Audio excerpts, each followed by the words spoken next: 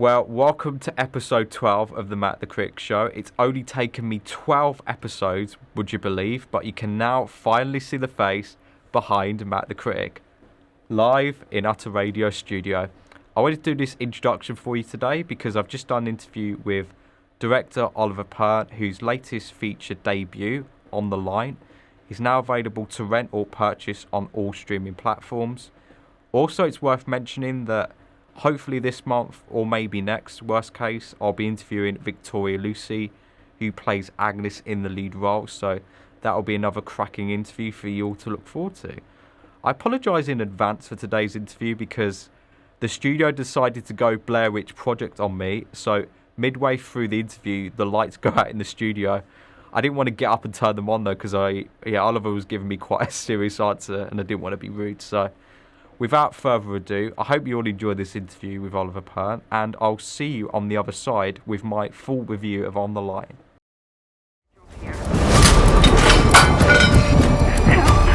Yes, I'm here. Right, so I will kick things off with the first question. Essentially, what was your inspiration into wanting to get into the film industry in the first place? So my inspiration for very start, but it just sort of happened. I used to live in a university hall's accommodation, and they were shooting outside of it, and had the frontage of the flat. And I just walked out to the locations manager and said, "Look, I want to be in it." And that was at university. I hadn't been involved in the film world before, and it kind of gave me a kick and a taste for it. And I was like, no, I think I like the idea of being in production. So I did that for a long time. I started off and just kind of like did a lot of AG roles, which was fantastic after university. Everything from small commercial shoots locally to really small independent features, which was fun. A lot of horrors, which is a great place to learn. You get as much responsibility as you can take on those small sets. It's a lot like being a student film. As our film didn't have lots and lots of people, but what it did have, which I won't get ahead of myself, but it had this very small crew that knew exactly what they were doing, which was amazing. And just working with some great talents. Like actually, I worked with Harriet Walter. I just met her on Belgravia. Just as you kind of go along, you meet people, you take them on, you take them with you. Jonathan Nickel, I worked with on one of those independent horrors, and I was like, wow, you're too good for this. Can you come and be my cinematographer on my film?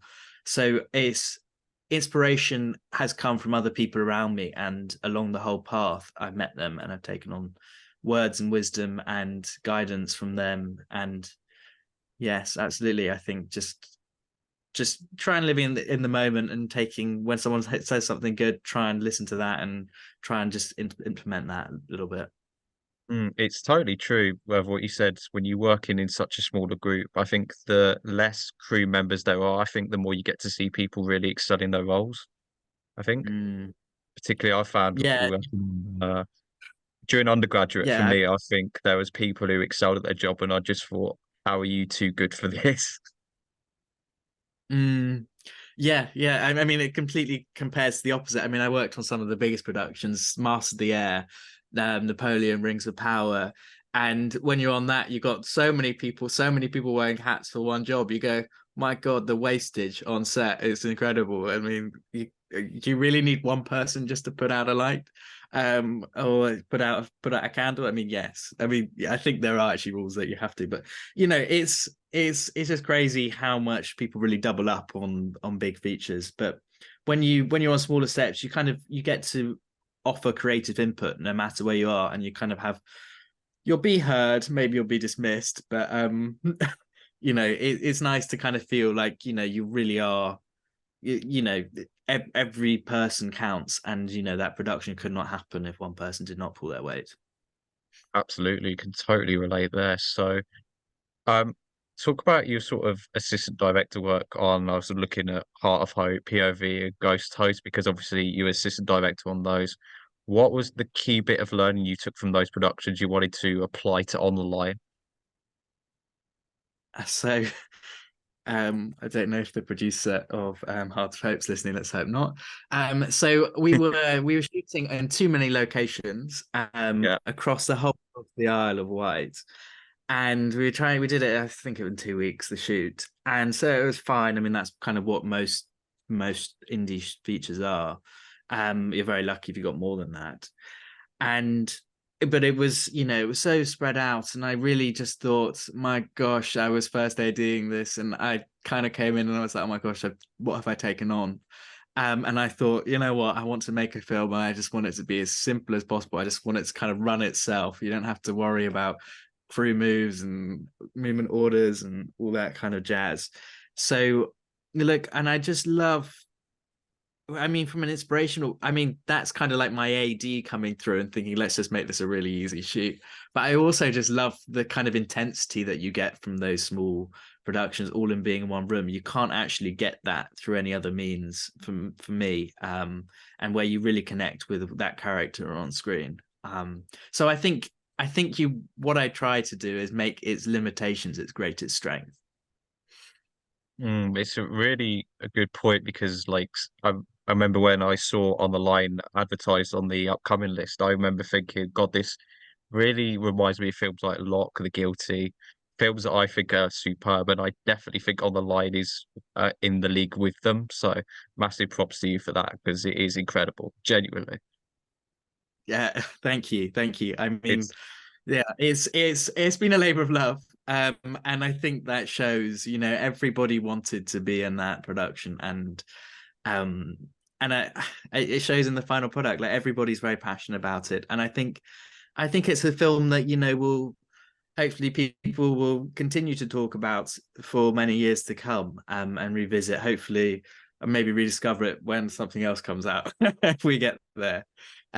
So, it's a wonderful first film, and actually, yeah, it's thank you so much for your praise, Matthew. it's no problem at all. I generally watched it and I felt quite inspired watching it because I just thought I love films set in one room, and just with Victoria Lucie's performance is sensational. She really holds that momentum together, really. I'm very curious to Very. know, yeah, very curious to know why was a switchboard room the right location in particular for this?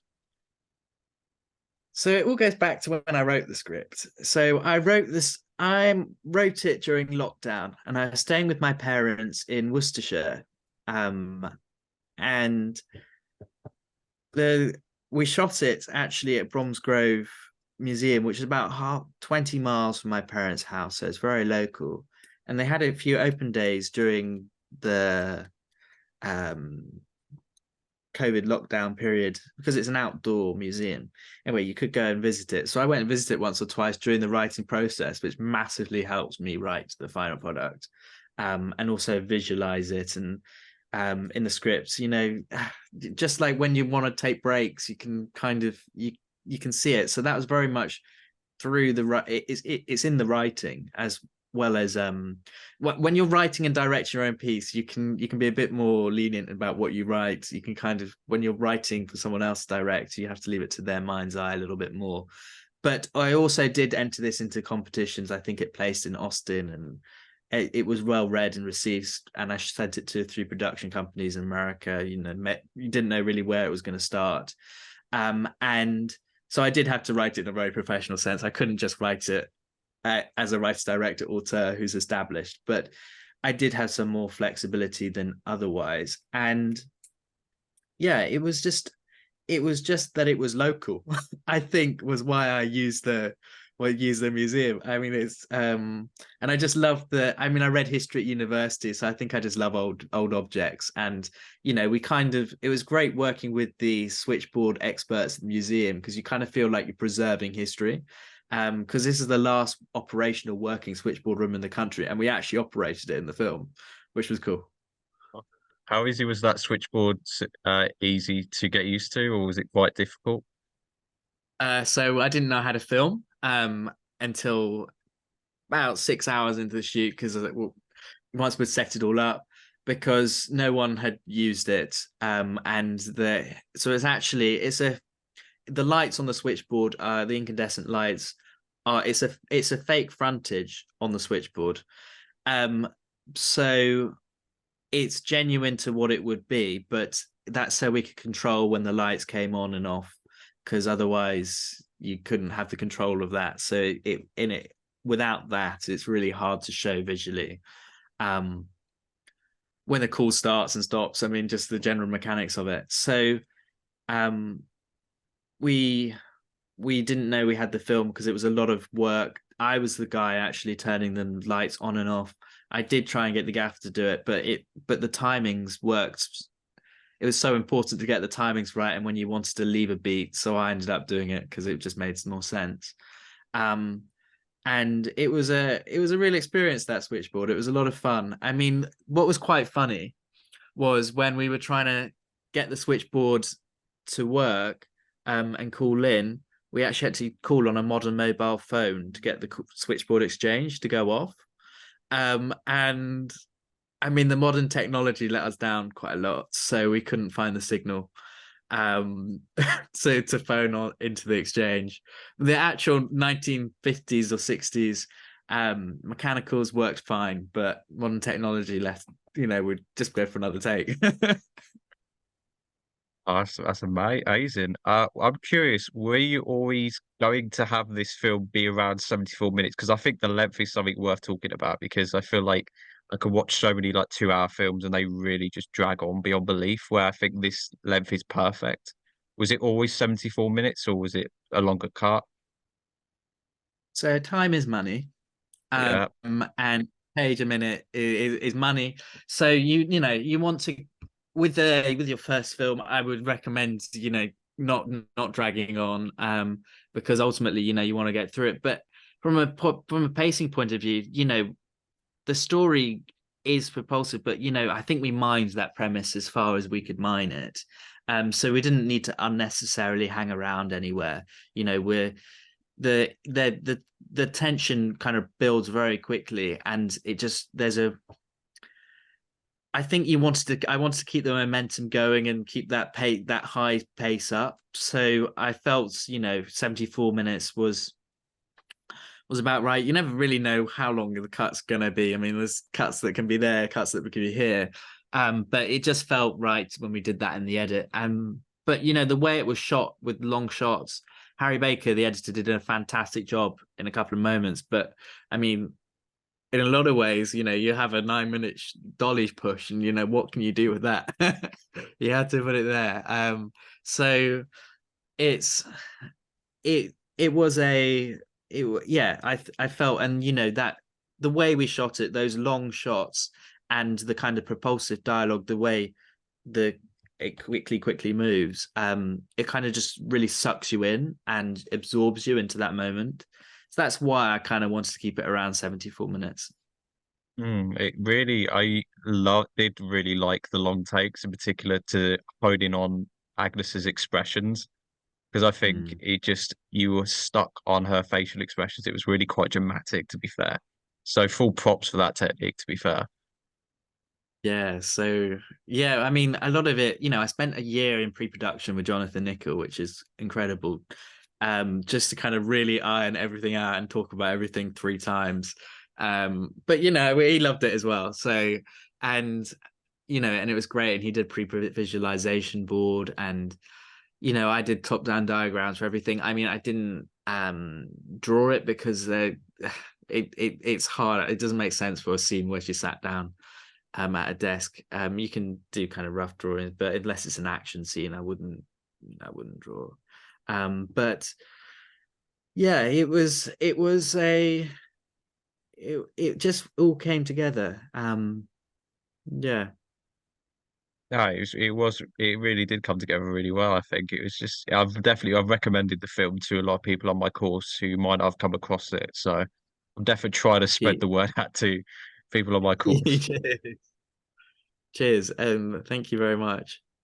Yeah, I'm curious, what inspired, because this is your directorial debut, this is it's your first. Mm. Why go for a feature right off the gate rather than do a short film? I'm curious because that is quite an ambitious move, in my opinion. Right. Well, I figured I had 6 days to shoot. Why not do a feature? That was Yeah, that was what I thought. you could do a short, could do a feature. Well, there's no difference. I found out there's a very big difference.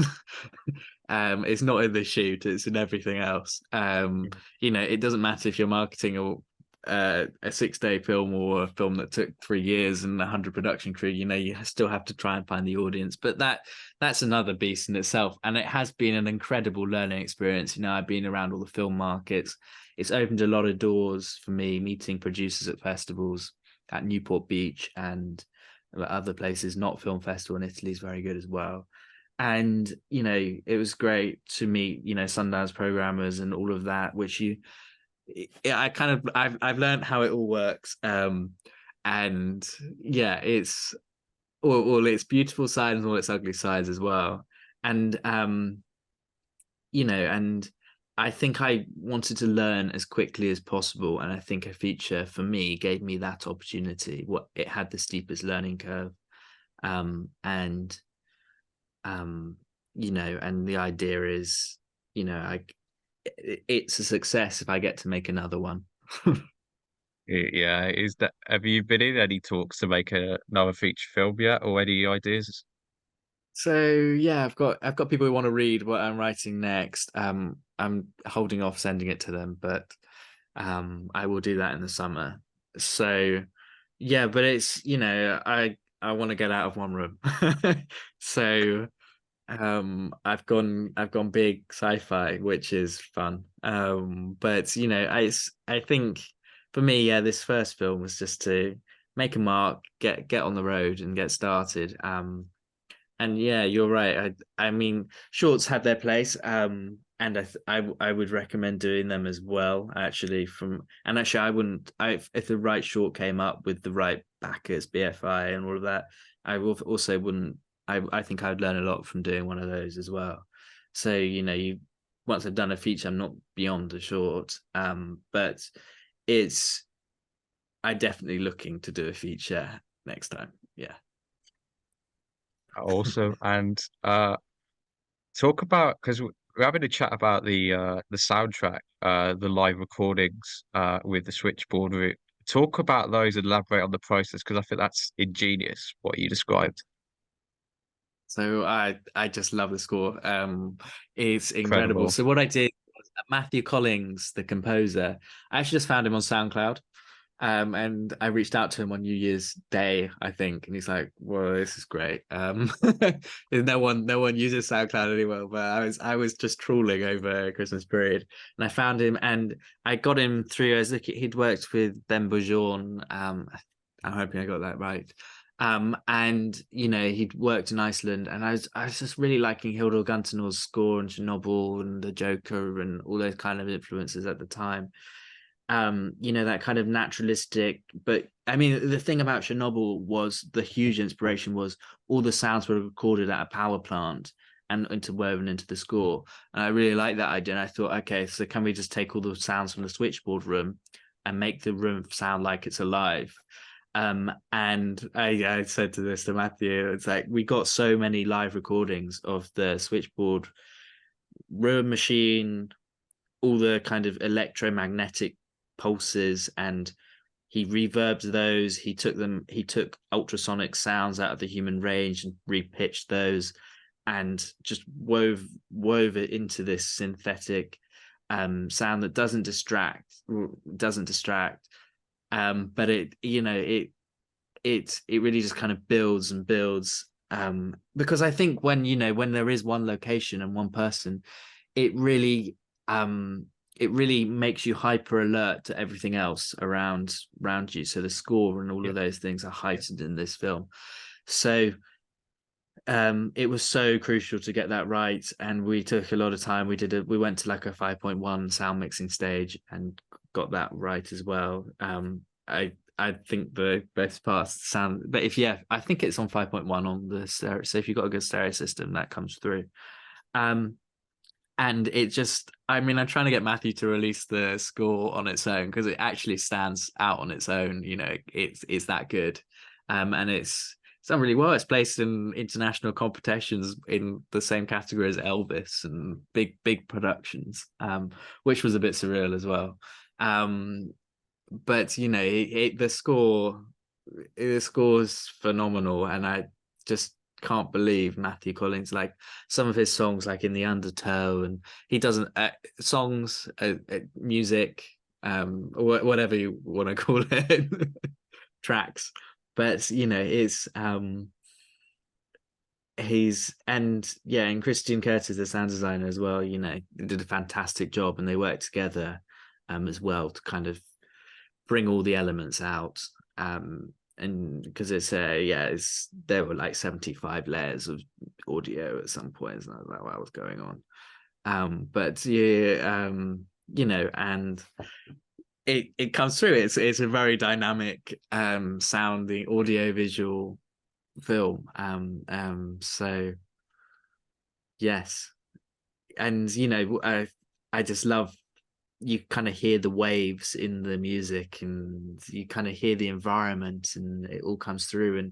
And we actually use, so that long dolly push, that 10-minute dolly push, the windscreen wipers are actually the beat of the track, so they're actually in the score, rather Wow. than the soundtrack. So it's all very complex and it just works. Yeah, I So was gonna say like the sound design when the police car gets over, you sort of just envision it in your head. It's real. It's a score that really makes you imagine what's on the other side of the call. yeah, yeah, so you're just absorbed into it. And yeah, that was fun. And Vicky was like, I'm not sure this is gonna work, because she's silent for like 2 minutes in it, and she's just she's another character. Like, no, it will, trust me, it will. And we shot that on the second day in the morning, and a couple of other people were like, are you sure you want to have like a 10-minute shot, like on, I because we got to shoot it chronologically, which was a godsend as well, Yeah. right? So so Vicky's performance could really be elevated, as well as just make it easy for everyone. So especially art. But it was it really just helps that all come together, that on that long shot. I just thought it really did just suck you in when doing those 10-minute takes. You do just get absorbed by that sound, that world, and you're there. And yeah, you wouldn't really notice that she doesn't talk for a minute and a half, because you're one, and that's building the suspense up as well with you. So yeah, it all, that shot I'm very proud of. I love that shot. Yeah, I'm very curious to now know how many takes did you do of the 10-minute dolly then? uh yeah, it's getting down to the wire, because um it was just the timings, or it was the accent, or it was something else. And no, I can't remember offhand, but I would say about 10 times. And I had the first coming saying, okay, do you have an alternative plan if you don't get this? Do and I was like, no, we get it. Oh, I can make the time up somewhere else. And we did. We made every day, which was great. Which kept their spirits up as well. But yeah, there wasn't much flexibility to not make the day. With the short shoot time we had, and we had to set up and take it down each day, because we were working the museum hours, so it was cool. Yeah, I can imagine the flexibility's got you've really got to manage your time well, to say the least. I think it's probably. Do you think that having that added pressure has made you a better filmmaker as a result now, looking back? But yeah, I mean, all of my experiences to now have absolutely made me a better filmmaker, and knowing where I could and couldn't um take take the time, or make take have backup plans, even if you don't tell anyone. You've got a backup plan. And but sometimes there were miracles. We just would get a shot that we hadn't really, we saw something there, and we'd be like, okay, that's it, we got it, moving on, so you can cut away two Mm. shots. And that was cool. I mean, sometimes we had to put it on a long lens. We actually went outside the switchboard room and shot it through the door, to get a kind of like lovely Sternbocker or but yeah, it was, and we just loved that top-down shot. And I think, we just went back to that quite a lot as well. But definitely the shots where you're kind of like looking through the distribution frames on the switchboard racks, which are kind of like corridors running through the room. And when you just kind of looked at those, a lot of those were just grabs. So you and B-roll, I mean, I think we got as much as it as we could, but yeah. So you could, I think every filmmaker should always get more B-roll than they actually get, especially on independent shoots. I actually think we probably could have got more to give us some more flexibility in some spots, but I think everything we did get did work out well. Yeah, it really did. I'm curious to know about the writing process because one of the things I really liked was you get a real strong sense of isolation throughout, but you also, at the end, you go out on a very hopeful note. Talk about like crafting that fine line between those two different dynamics because Victoria is very much in isolation, but through what we hear, it's very much there's a group dynamic which is so blossomed. Yeah, so this film's about community. Um, and so it's not about an individual, although you've got that kind of dichotomy of one person on screen for the whole film. And yeah, Vicky just did a fantastic way of, she's got her love life with her fiance on the rocks, and kind of see how that relationship develops over the film. But she's also at the center of the community, listening into other people's calls, so she's a bit of a voyeur, like we are watching it. And she says in one of her lines, "I'm the glue of this island." And in a way, I mean, it's slightly delusional to kind of think she is, but she is acting that role as well. No one could communicate without her, especially in a storm when they can't get out. So she is a very responsible, established point. She's a pillar of the community, and she it is that, and that I kind of wanted. I'm glad you picked up on that, because I kind of wanted really that to stand out and be kind of a shock to people that you've got this one person on their own trying to help other people, but she's also got her own problems, and she's isolated in her own world, and she can't talk to her best friend Betty. So it kind of really delves into her character, but you get the whole characters of the whole island on this film. And I got people who walk out of the cinema and they go, I really feel like I visited Alderney. I know the island, and that's great. Yeah, because I find with these films, you really do paint a strong visual picture of what's happening on the other end of the switchboard. Because I think like I was just envisioning these sequences playing out in my head as to what's going on the other side, which I think is such a true testament to the writing. So Yeah. So yeah, it's it incredible. is it's look, I shouldn't say it as a filmmaker, but your imagination is more powerful than anything you can do on screen, and it kind of is, right? But what we do as a filmmaker is we guide you. So yeah, so what how I did that, was through those long takes, and that it wouldn't have worked had I done lots of short shots and cut it around. It wouldn't have had that same effect. So that's kind of where I was getting earlier when I say you make your limitations your biggest strength, and we shot that way, and we really we really brought everything else up around it, and I think when you got a great actress like Vicky, which I was very lucky, it made my job really easy, because she had a lot of West End theatre experience, from The Mousetrap and various other performances, and I just wanted someone I could fall back on and say, look, we're going for a 10-minute shot. And actually quite a lot of those were 5, 6, 7 minute shots. Maybe we would cut them, but that we did long shots. So she had to learn it like a stage play. And if you get a chance to chat to her, you'll definitely get some more insight into that. Yeah, I'm speaking to her next month, I think. So I'm really looking forward to learning more about the process because it is very much you can see the theatrics of it. Yeah, yeah. Um, Yes, but her performance is also very subtle and small. So she did get the balance right, but in terms of the long takes and the yes, she needed to kind of have that experience and that backbone, and just made it a lot easier for everyone else. So yeah, it was I wanted it again.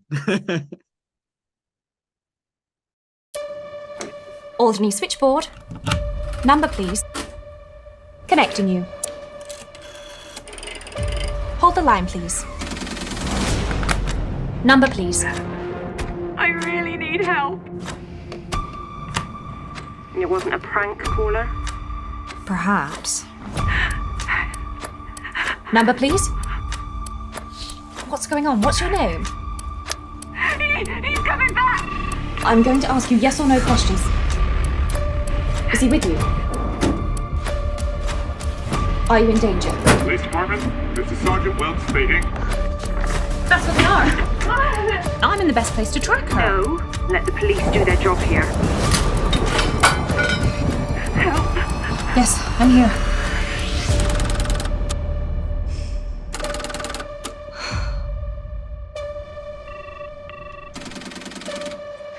And square across the head. As hard as you can. Yeah, so I wanted to pick up on Victoria Lucie's performance because I genuinely think it's magnificent and it is the true glue, I think, that really just sustains this film to another level. I obviously talk about her theatrical background. Why? What was the ultimate defining factor that made her the standout for you?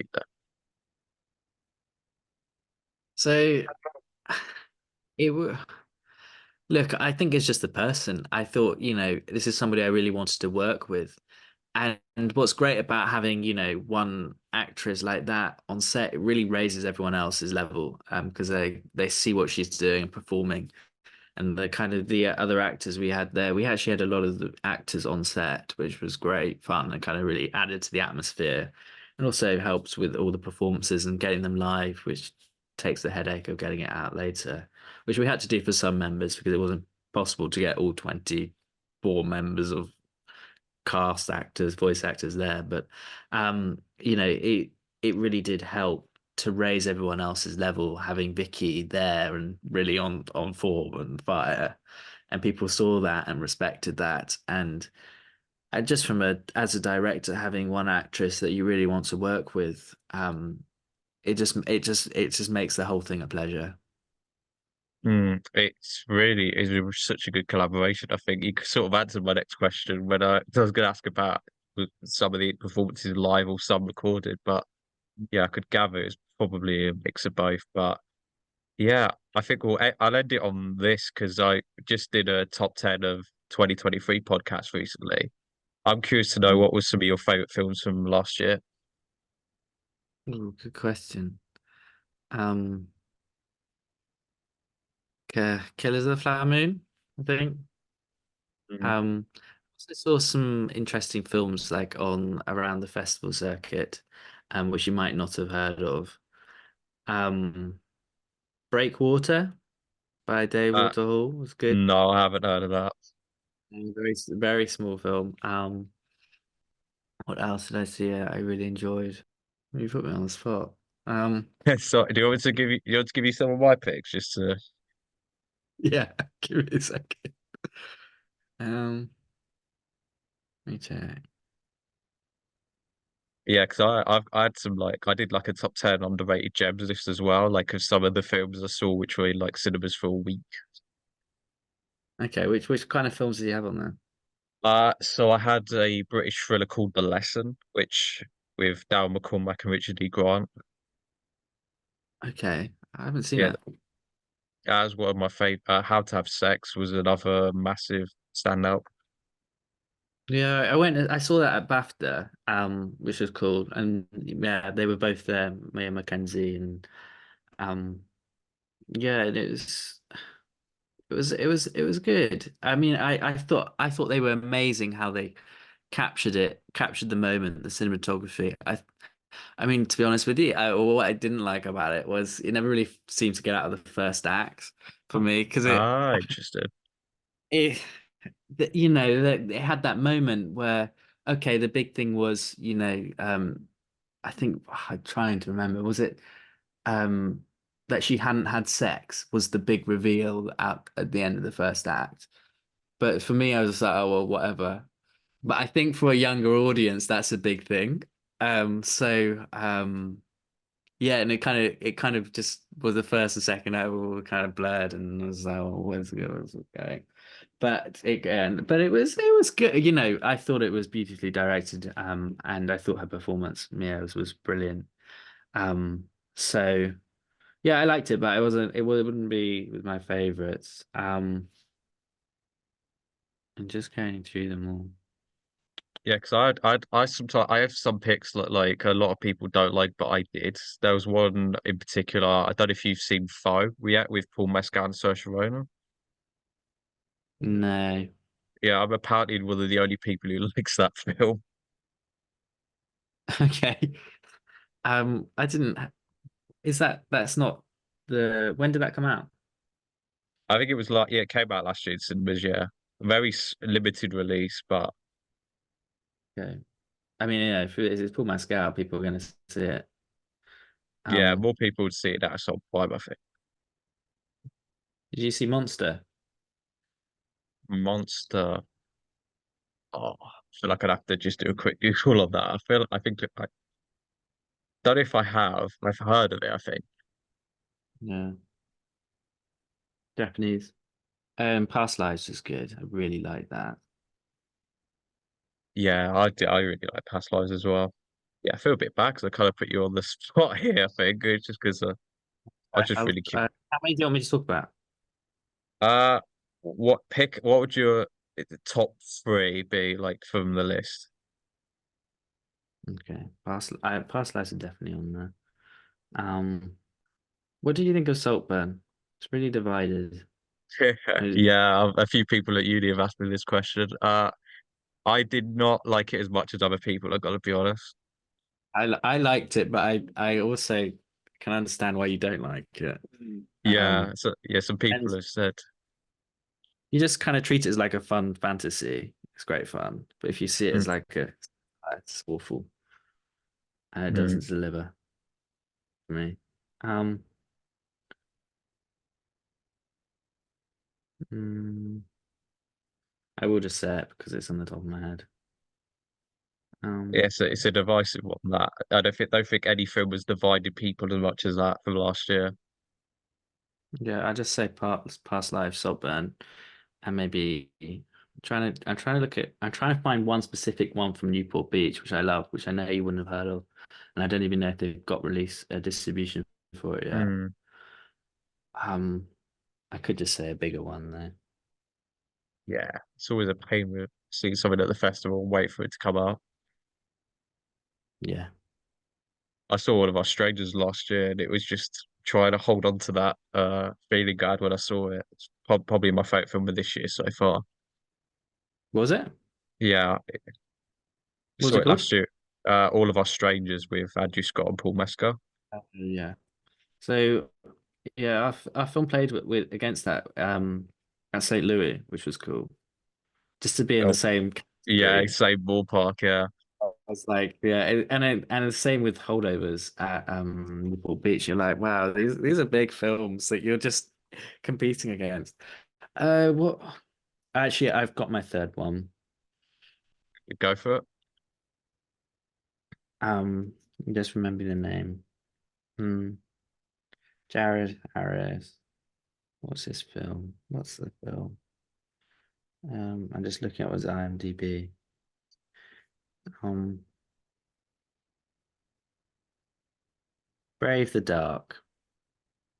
Go with Yeah, that. I haven't heard of Okay. that one. I'll be honest, but Yeah. Brave the Dark. I definitely is that coming out this year or yeah? You know what? It's one of those films that won't make any money. It's it's a film. It's a very just standard but nice film. It's a teacher-student relationship film that's actually a plot you've probably seen and heard of a number of times, but they just don't make them anymore. So I'm gonna say it. And it's nice to see Jared playing a fun-loving character because he always plays really serious characters. Yeah, that's Uh, a very good point. and he was cool. He was there, and actually I had a long chat to him.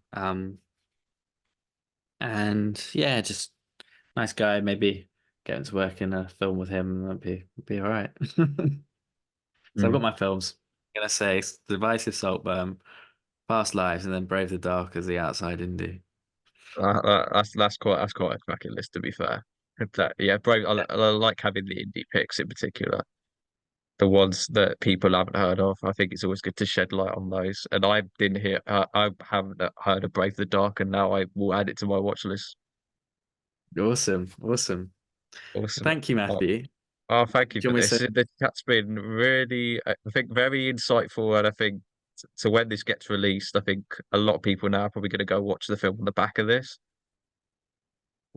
Absolutely. Can I send them a link? If you sent the link to me, genuinely, I could forward it in the group chat if you wanted me to pass on the film. I would have more than happily do that. Yeah, of course, of I'll course. be the promotional advocate for this. As long as they rate it on platforms and love it, that's fine. Yeah, oh, Just take my absolutely, yeah. bribery. I sent it. What would you say? A very spontaneous. What's the most surprising piece of feedback you've got from the film so far, then?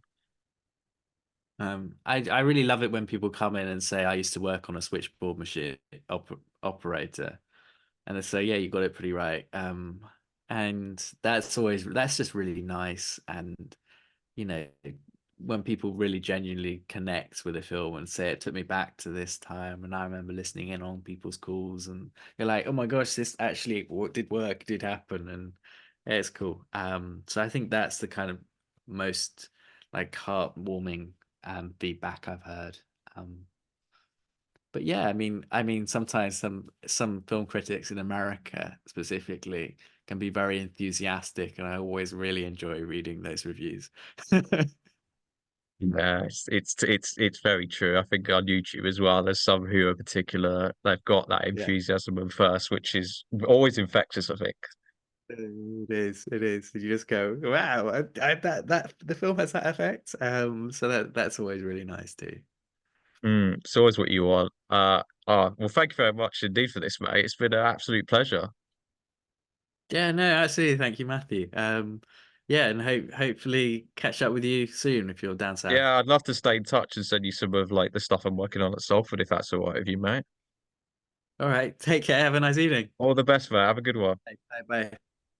Cheers. Well, a massive shout out to Oliver Pearn for the interview. It was a cracking insight, I think we can all agree, into On the Line. Big question is now, what did I truly make of the film? Well, I thought it was absolutely fantastic. I think it's a real good narrative blend of isolation and community. The way both themes are explored and touched upon are particularly interesting. Isolation very much in the sense that Agnes is obviously behind the switchboard desk and we don't get to see what's going on in the outside world, which I think is a real it's an interesting tool, I think, sometimes setting a film within one location, because you really get to focus on a character's mindset even more to a greater degree. And also I think visually the film paints such an interesting portrait as to what's going on outside of the switchboard room. The sound design is harmonious, I think, in making this work. I think the soundtrack is incredibly anxiety inducing. I think learning more about how Matthew Collins had done the soundtrack probably makes me appreciate it even more. It's incredibly tension filled from the sense that you can never pinpoint where it's going, but you go out of the film on a very hopeful note, I'll put it that way. I think Victoria Lucie is absolutely mesmerising. I think it's a very challenging role. I think learning, particularly, there was a scene where it was 1.5 minutes she never spoke, is quite astounding, because When you watch the film, I did not suss that. I think the visual imagery for me comes from the fact of what you don't see, which I think is a real genius tool. It's packed full of long takes. I think the 10-minute dolly is quite marvelous, personally, and I think it's the perfect length. It's 74 minutes long.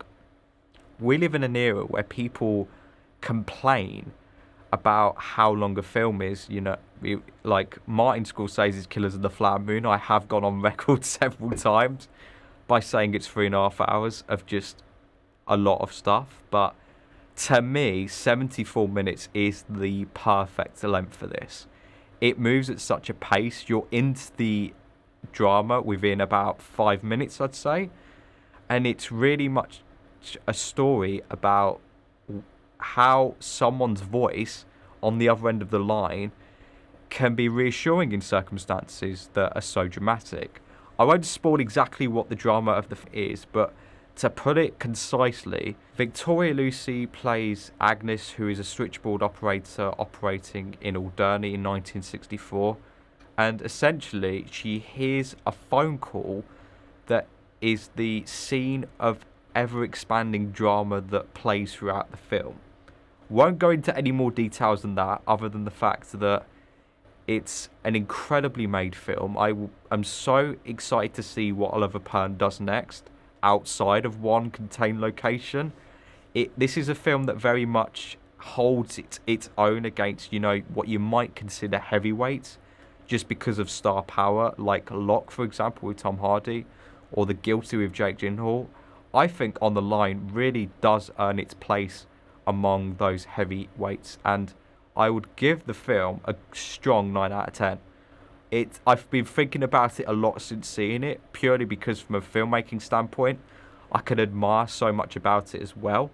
I think how it got made so quickly and so efficiently, when you see the end product, it's remarkable. So a big shout out to the incredible cast and team for making such a strong and powerful piece of work. Well, thanks very much for tuning into this week's episodes, and a massive shout out to everyone who has been listening to the Matt the Critic Show from episode 1. If you're new to the show, please give me a rating on iTunes and Spotify. It would really help boost the popularity. Also, you can find me on social media, Instagram at Matt_the_critic_productions. It's a handful, I know, but heck, I couldn't have it without the underscores. I'm on X at Matt_the_critic. Matt the Critic Productions on YouTube. If you're watching this on YouTube instantly, please like, subscribe, comment, just share everything you can out to people. If you can get my ratings up, that would be hugely appreciated. Massive shout out to everyone who's been on the podcast so far as well, for all the cracking questions we've had. And I look forward to many more this year. So thank you very much for watching, and I will see you in the next episode. Unlucky 13, ironically. So let's see how much of a travesty it's going to be. Take care, and I'll speak to you all soon.